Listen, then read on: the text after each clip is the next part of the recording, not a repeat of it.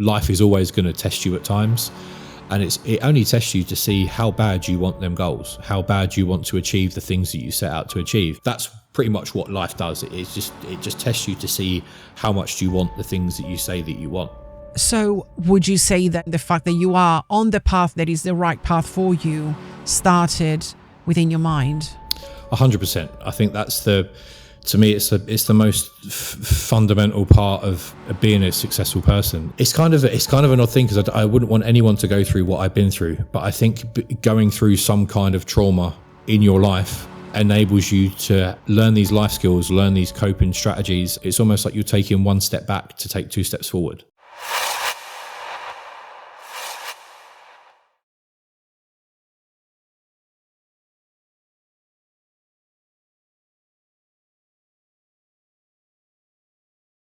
Is your past holding you back from becoming the person you are meant to be?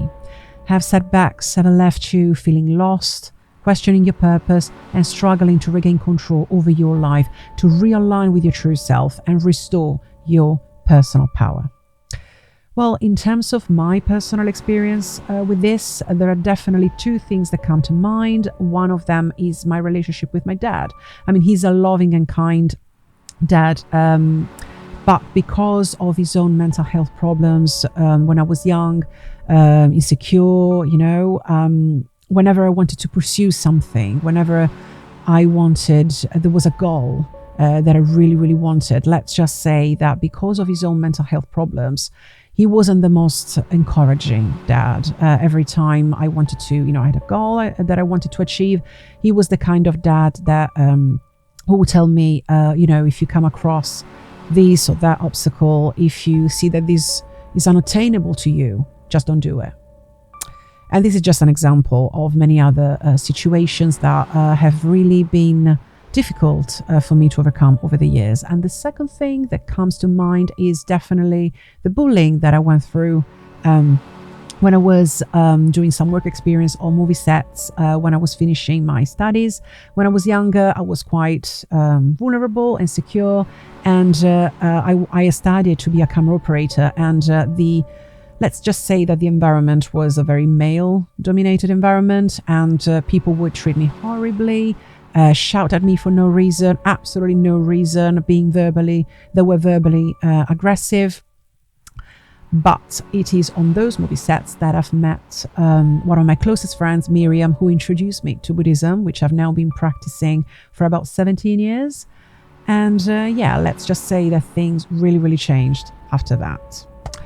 But I'll stop talking about my story. Let me know if you want to know more about it. And let's get into today's story, shall we?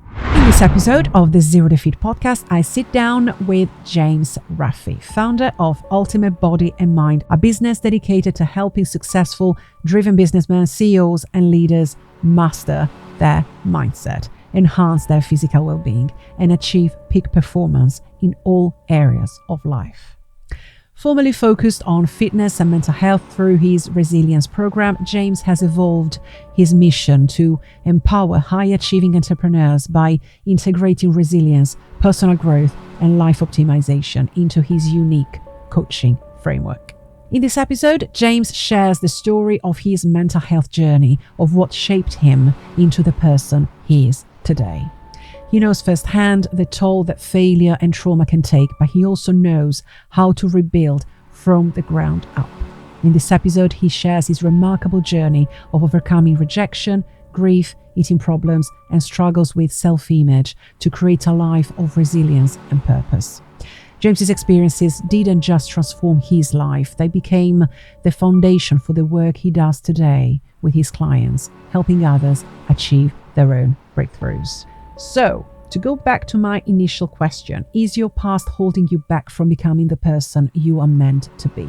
Have setbacks ever left you feeling lost, questioning your purpose, and struggling to regain control over your life, realign with your true self, and restore your personal power? How do you turn rock bottom into the foundation for an unstoppable comeback? And how can you start reclaiming control over your life, one choice at a time? Well, let's dive into today's episode with James to find out. And of course, do not forget to subscribe, like, comment, engage. Of course, always do that with kindness and respect. We cover delicate subjects on this show, so any disrespectful comment can be triggering for some people. So please always be kind and respectful. And of course, we do not offer mental health advice on this show. Please consult your mental health professional. For that, this is a platform, a space to share compelling, inspiring, and insightful content about mental well-being. But now I've been chatting way too long, so let's get into today's episode with James. So let's start from the beginning. Paint a picture of your childhood and teenage, what that was like, how you felt in that period of your life. Growing up as a child, I had everything that I wanted. See, my parents always showed me love. I had my older brother. As a child, I looked up to my dad, watching him play football and seeing him play in goal, and I wanted to be just like him, like just a mini version. So he taught me everything that he knew in regards to wanting for me to be a goalkeeper, and I was somewhat unnatural. I started playing football when I was 4, and I think by the time I was like 5 and 6, I was playing in under 8s, under 9s. I got scouted by Charlton Athletic, and then essentially that took up the next 10 years of my life. And obviously, it was mapped out that I was going to be this professional footballer, and that's all I wanted. That's all I wanted to be like my dad, to make him proud and to make my family proud, and with football at the forefront of everything that I did. When it's being reinforced by your family and your friends and the coaches of the football team that you play for, that you're this, you're that. Obviously, at the age of 13, I think I was made captain, which is always, like, for a goalkeeper, that's quite rare to be captain of a football team. You have to be a leader. And I think when you're constantly reinforced at the age of 13, 14, like, you don't have the maturity to question it. You just go along with it because everyone tells you you're good, so I must be good. And if everyone tells me that I'm going to make it, I'm going to make it. I don't have the intellectual capacity to go, what if this doesn't work out? Because everyone around me was constantly reinforcing the behavior, the positive behavior. So yeah, I didn't know no different. And I think that's probably why it came as such a shock to me at the age of 17 when I didn't make it. And obviously that's what started the downward spiral. So you told me that it is at this point that you went through 3 significant, impactful experiences that in your mind you processed as trauma. What were they? Well, obviously the first one was the being let go from football. Obviously being told that I wasn't good enough. I wasn't at a level where they thought that I would be able to make it. In terms of the percentile of people that make it, it's like 0.1%. So if there's an inkling of doubt in clubs' minds, they're not going to take the risk on you. There was a doubt over my height. I was quite short as a child, which is a bit gutting considering at 18 I'm now 6'4". So it meant that the 10 years of traveling like 4 times a week to football literally just got cut at the click of a fingers. Obviously, there was no aftercare. There was no, because you're not good enough for this, we could put you in touch with another club. Or it was never mentioned. It was just, thank you for your time.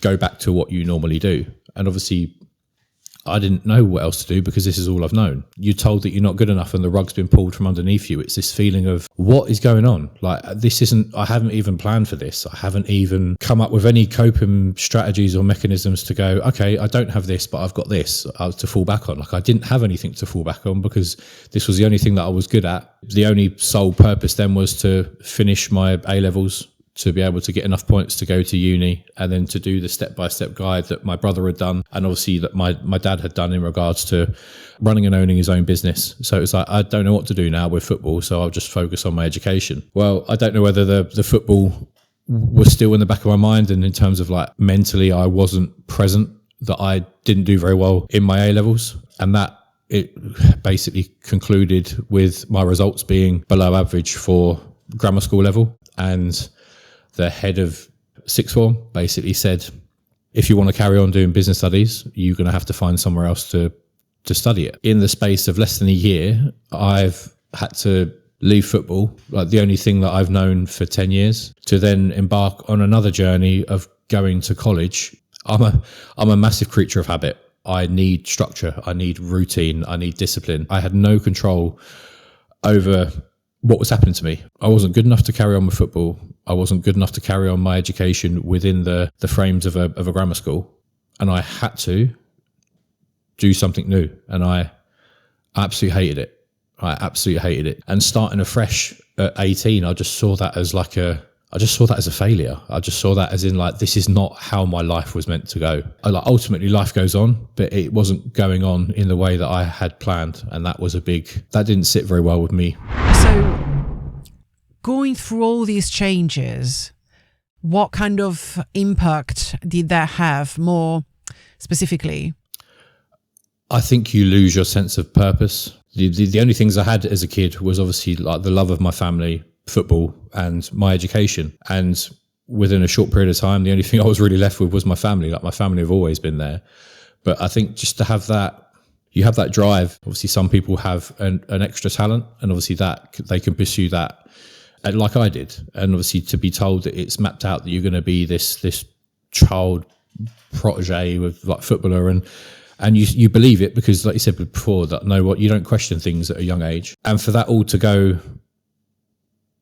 come to nothing in such a short period of time, it just leaves you feeling that you're not worth anything. You're worthless. The plans that you had have come to nothing. So it's like, well, what do I do? Like, I don't know what to do anymore. This feeling of like failure, rejection, it's that downward spiral where you go, well, there's no point in me doing X because I won't make a success of it because I wasn't good enough for football. I wasn't good enough for my education. So what's the point of starting something different? Because that's only going to end in rejection or failure. That's where the negative mindset creeps in. It's a very dangerous thing to get into because the longer you sit in that headspace, the more it festers, the more it consumes your mindset. And then that want or desire for better isn't there anymore. And then you feel just worthless. And like I said, losing your purpose, you then almost just meander through life aimlessly without any real goals or aspirations, because you feel in your head that if I have goals and aspirations, I won't hit them and it's just going to make me feel worse. So I just won't plan for anything.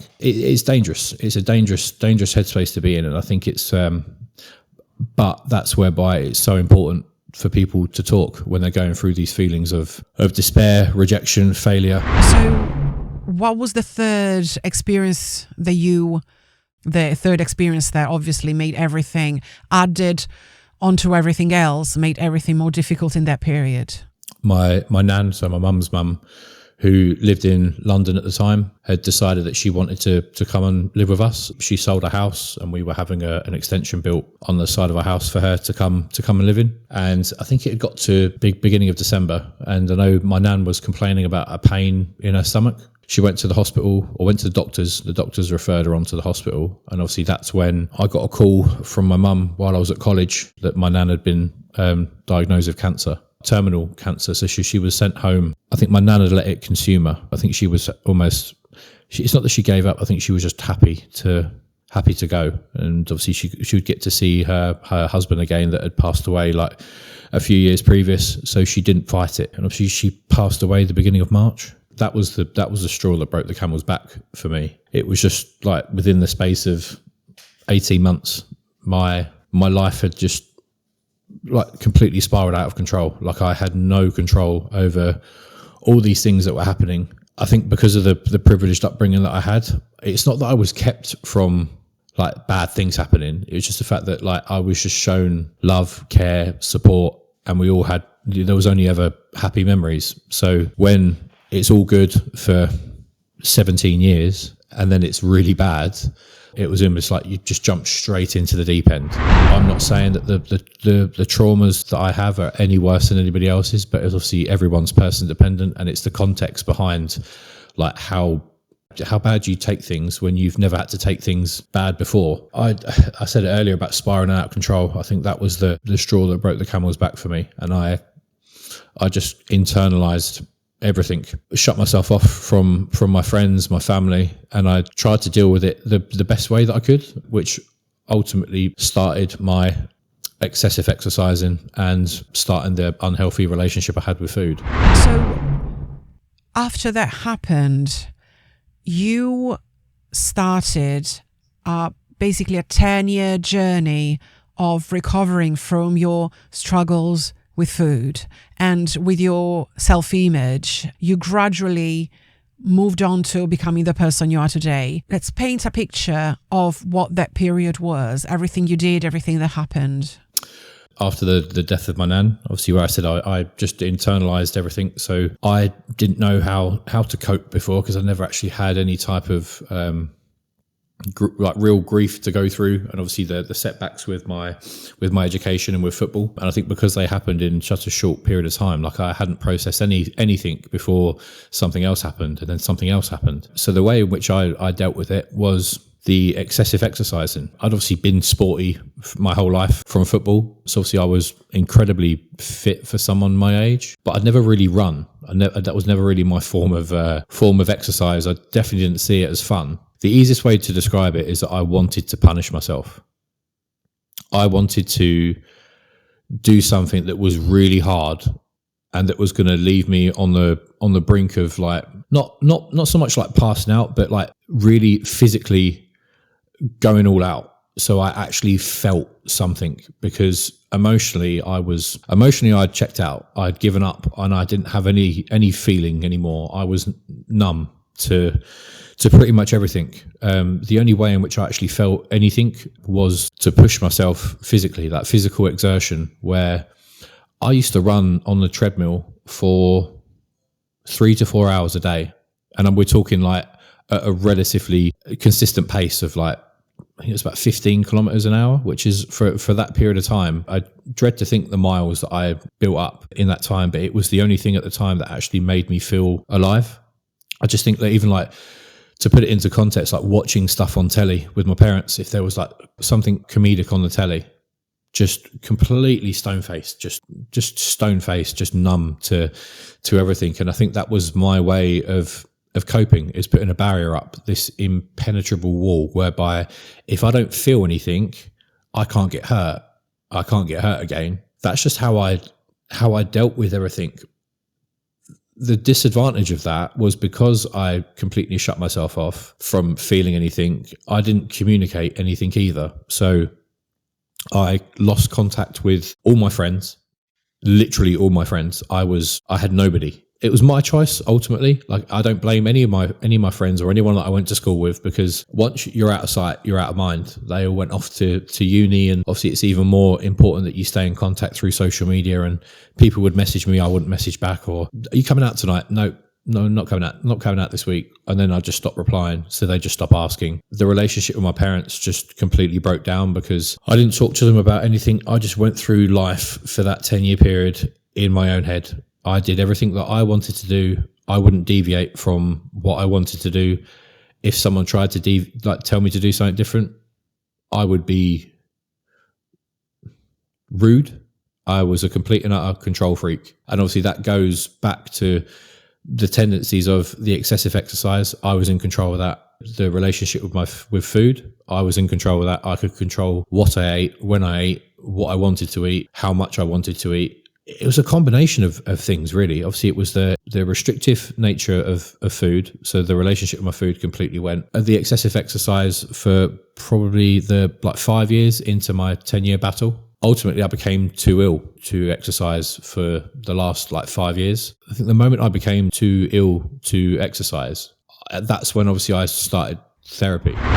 Bearing in mind I'm 6'4", obviously at my worst I was 5.5 stone.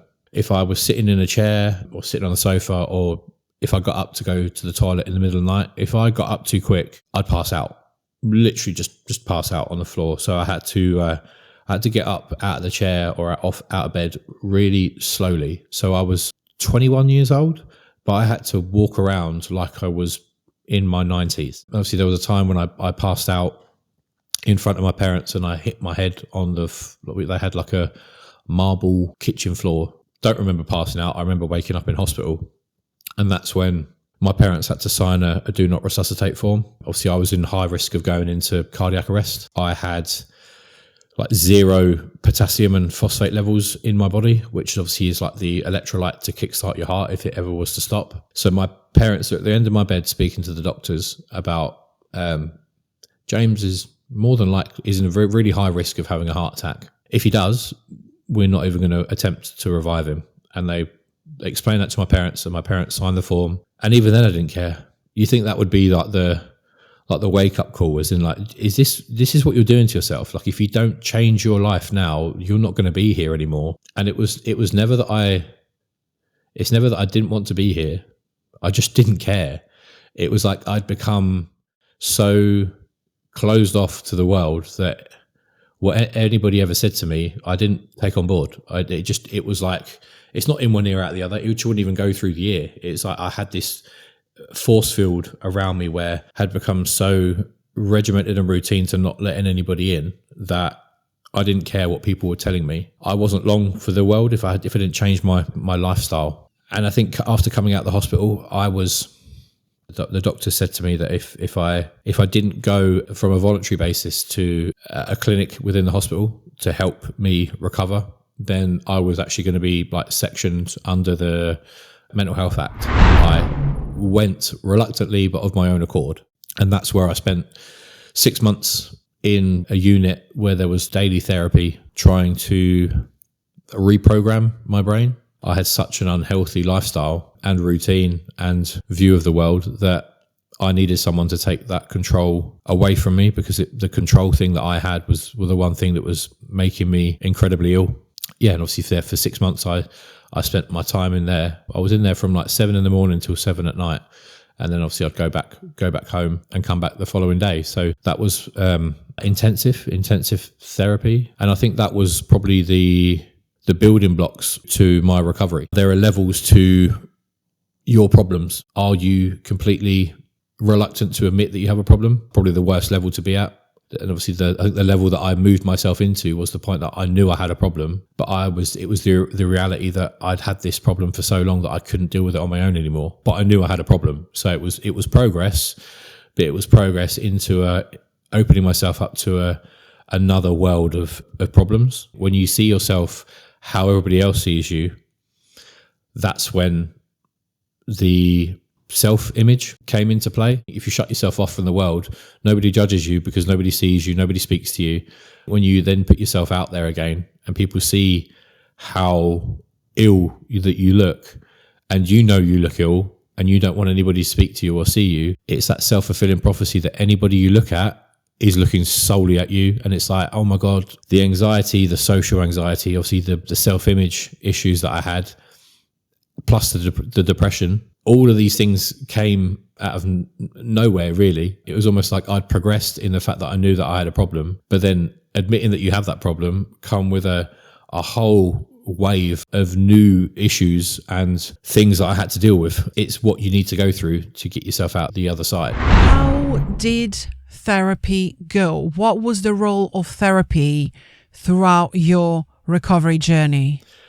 Ultimately, it was one type of therapy, which the stuff that I've learned, I still apply to my life today. So that is a massive advantage. That type of therapy was actually from a sports psychologist, that instead of trying to open up Pandora's box and find out the exact root cause of the problem and trying to cherry pick like the time and date that everything started, he was very much, his attitude, which I loved, was, we know that you have a problem. You know that you have a problem.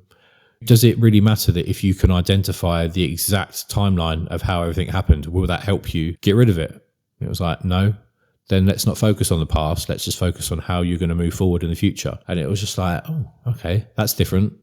So I think the important factor there is, like I said, there's no one size fits all with therapy. It has to be very much person dependent. It needs to be how does your mindset work? What's your personality like? And then if you have to try 100 different therapists, try 100 different therapists, because if you find one and they feel that you can be completely honest with them and open up to things, that's the only way that you are going to get progress. The therapy that I had in the unit after coming out of hospital, I hated, to be honest. Obviously, I was kind of in a different headspace. The sports psychologist I saw maybe 18 months after the hospital. But obviously the therapists that I had at the time were very much trying to understand the root cause of everything. It was the constant looking at my past. Did anything happen within the family dynamic that's caused you to have this? It's like, no, I know why it started. It doesn't take a rocket scientist to work out these three big traumatic events that, based on my upbringing and the secluded, loving life that I had, where I wasn't open to troublesome things. Like I lived up the privileged life. When you have three things happen that has completely shaken you to your core, and you're having to deal with rejection, not just once, not just twice, but 3 times, I'm pretty sure that'd be the reason why I've started on this road to self-destruction. And then questioning my family, and it's like, my family are amazing. Yeah, but do you think that you've potentially just forgotten about some childhood trauma? No, it was like the accusing nature of their questions, trying to steer me down a road where it was almost like they want me to admit something from my past. It's like, if I'd remember something, I'd tell you. Like, nothing's happened from my past that was any form of distress from when I was a kid. Like, it wasn't that. The therapy that I received while I was in the hospital unit, it didn't work for me. But obviously working with a sports psychologist, and the therapy that I received from him was incredible. So it's just about trying to find the right person that can unlock the things in your head in a way that you are actively working with them rather than against them, because you're never going to make any headway if you're clashing with the person that's trying to help. Something that really stands out from your story is talking about the problem. So let's look into the power of conversation about all our struggles and our vulnerabilities, because you had difficulties at the beginning, which then you overcame when it came to talking about your problems with your parents. Mm-hmm. Tell me about that. I'm 8 years into my recovery journey at present, nearly 9 years now.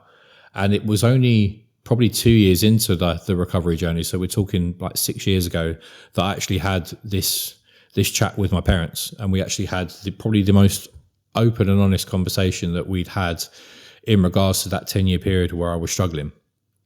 And it wasn't until I spoke to them that I don't know if it was something that was like just in the back of my mind the whole time. Obviously, everything that one of the triggers for the trauma in regards to football was, obviously there was the personal rejection, that I wasn't good enough to play football anymore at the level that I was accustomed to at that age. But one of the bigger issues, I think I took it even more to heart, was the fact that I felt like I'd let my parents down.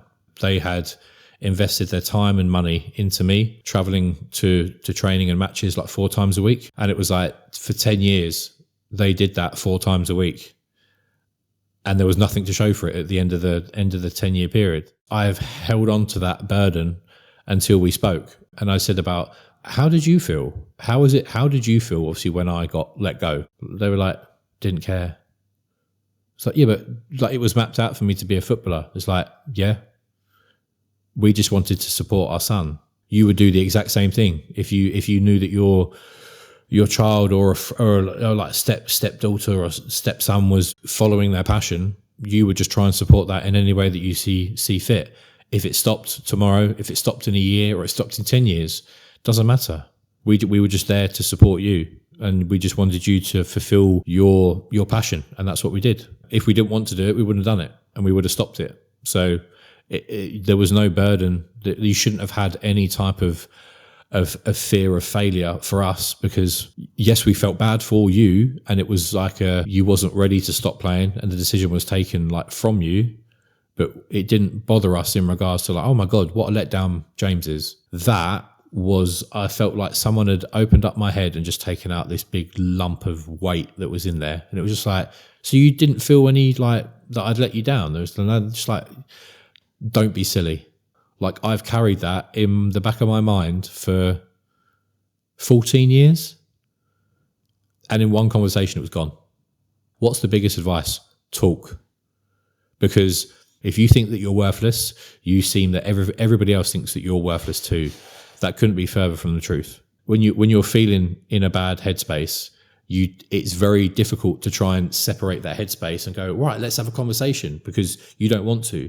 It's like you're standing on the edge of a bridge and someone's telling you to jump, and it's like, I don't want to jump. Every fiber in your being is saying, don't jump, don't jump. If you do jump, that phobia that you get over, it just shatters that limiting belief that you have, the benefit that has in potentially like reframing how you see yourself and how you see others, it's massive. Communication is the key. So now tell me about how you passed from your recovery onto the start of your new chapter, your business. Yes, obviously there's part of like I recovered mentally before I recovered physically. I need structure, I need routine, I need discipline. It is absolutely amazing. Obviously, like my transformation in the gym, I tracked my journey on Instagram as a way of becoming accountable. What makes me me? Sport, competitiveness, structure, discipline, routine. Like failure and rejection to me are my kryptonite, like they are in most people's cases. But to me, I take it so personally, it's unreal. So it's like you have to use the things that you don't want as your fuel to get the things you do want. It led to me becoming a personal trainer. February 2019 is when I became a qualified PT. Obviously, everyone knows how saturated the fitness industry is, and how do you stand out? How do you stand out in a market where there's so many people? That took me up until December 2019, and obviously then that also coincided with the dreaded pandemic and lockdown, with everyone being in lockdown for 18 months, 2 years. Coming out the other side of that, a lot of people that I knew within my own social circle and through Instagram were talking to me about how much they were struggling mentally. Being told that you can't go outside, you can't interact with people. You can now. No, you can't. We're locked down again. No, you can go back to work. Now you can interact with people. And it was like for the first time, people actually had to sit with their feelings. There was no escapism. So you literally have to sit in your house in that same headspace until you either deal with the problem or you don't. Obviously, some of the people that I knew thrived during lockdown. It unlocked things in their head and they dealt with trauma from their past, but other people didn't. And they were asking me for help. So coming out of lockdown, I relaunched. My mental health struggle had become my superpower because it has enabled me to recover, have the life that I've got now, but I can also understand what people go through, to be able to resonate with them with empathy, sympathy, and fortunately in my case, offer solutions. So I relaunched as an online coach and obviously worked with an app company to develop my app. Life is always going to test you at times, and it only tests you to see how bad you want them goals, how bad you want to achieve the things that you set out to achieve. That's pretty much what life does. It just tests you to see how much do you want the things that you say that you want. So would you say that the fact that you are on the path that is the right path for you started within your mind? 100%. I think that's to me, it's the most fundamental part of being a successful person. It's kind of an odd thing because I wouldn't want anyone to go through what I've been through, but I think going through some kind of trauma in your life enables you to learn these life skills, learn these coping strategies. It's almost like you're taking one step back to take two steps forward. Your head's more important than anything. You could be given the best training program in the world. You could be given the best diet, nutrition plan in the world. If there's something in your head that isn't right, you're not going to stick to anything because you're not going to get you're not going to reach your full potential because there's something that's stopping you. The communicating, the getting therapy, these aren't signs of weakness. It is you just being able to understand yourself better.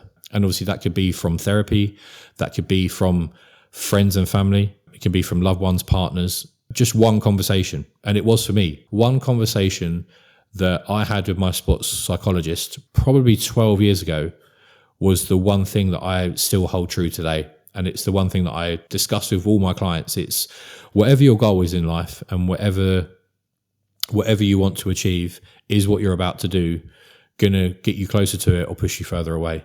Depending on what mental health problem you're going through, whatever your potential triggers are, if you can have that sentence in the forefront of your mind before you take action upon something, wait a minute, is this going to help me get back into work? Is this going to help me feel better in myself, like physically, mentally? No.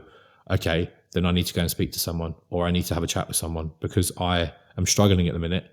Is what I'm about to do, is this urge to do something going to help me get to the person that I want to become? No, don't do it. And I think it's something that just resonated with me, and it may not resonate with everybody in the same way. You won't know what resonates with you unless you talk to someone. There is no cookie cutter way to deal with trauma. So what works for me won't work for everyone, and what works for someone else won't work for me.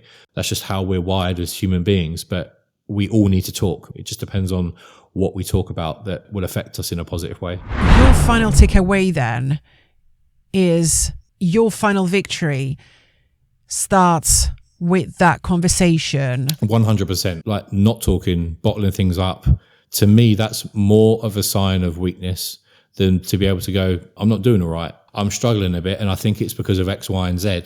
As long as you have that trusted person within your circle, someone that's going to listen, reframe how you're thinking with a set of actions that you can try and execute to offer a solution. Amazing. Thank you, James, for being with us. No, thanks for having me, Val. It's been a pleasure.